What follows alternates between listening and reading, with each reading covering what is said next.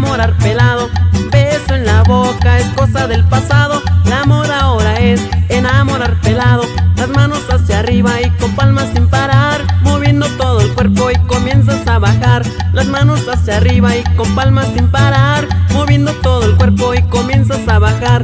Y ahora quiero verte saltar, verte y saltar. Y ahora quiero verte mover, verte y mover. Y ahora quiero verte bailar, verte y bailar. Y ahora quiero verte besar, verte besar. Beso en la boca es cosa del pasado, la moda ahora es enamorar pelado.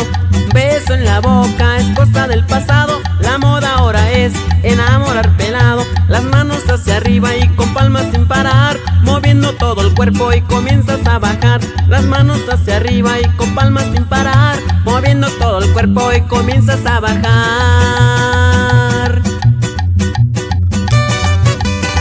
Y claro, y nos vamos hasta Corotlán, saludando al carnal Carlos Eustacio Pacheco y para toda su familia.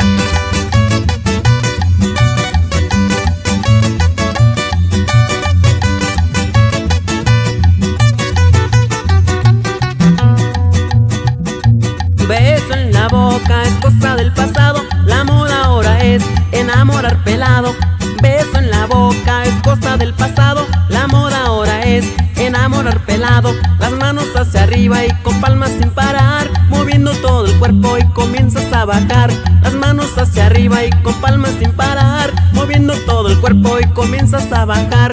Y ahora quiero verte saltar, verte y saltar. Y ahora quiero verte mover, verte mover. Y ahora quiero verte bailar, verte y bailar. Y ahora quiero verte besar, verte y besar. Beso en la boca es cosa del pasado, la moda ahora es enamorar pelado. Beso en la boca es cosa del pasado, la moda ahora es enamorar pelado. Beso en la boca es cosa del pasado, la moda ahora es enamorar pelado.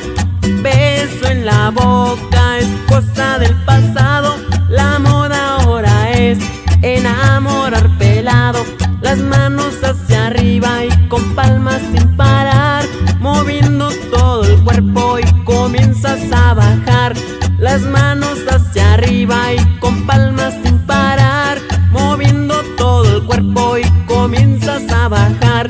Y ahora quiero verte saltar, verte y saltar. Y ahora quiero verte mover, verte y mover.